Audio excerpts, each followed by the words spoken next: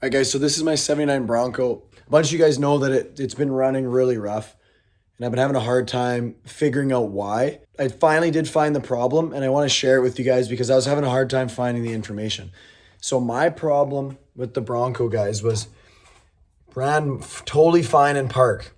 Then once it heated up, the choke would open up, and once the choke was fully open, it would bog, only in gear.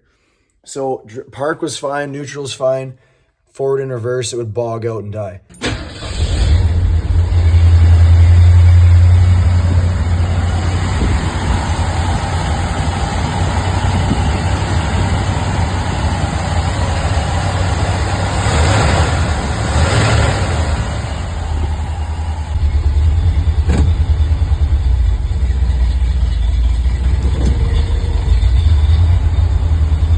So I looked at a bunch of things. I was checking everything. I was really hoping it was something simple.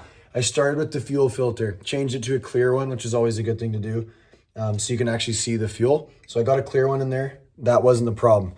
I went over all my vacuum lines and I couldn't find a leak for anything. I tested it. I have the ether can, spraying it around the lines when it's on. Nothing seemed to be out of the ordinary there. I tried it with the gas cap off, like a bunch of things.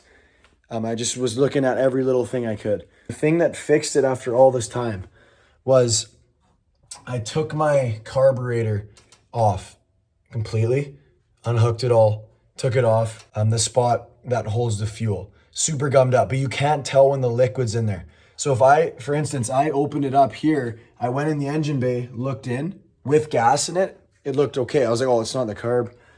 But then I decided to try my original carb. And so I put that on, ran worse. So that one was actually worse. So then I put this one back on. And once it dried out, that's when I realized how crummy the inside where the gas sits. It was so bad. Everything was clogged up. It was like rust mixed with like just grime, probably from like the ethanol buildup over the years. I've never rebuilt it. I just cleaned it. And it's been mint. No issues since. It's been running great. I've been driving it. I'll put some clips in. It's been a dream.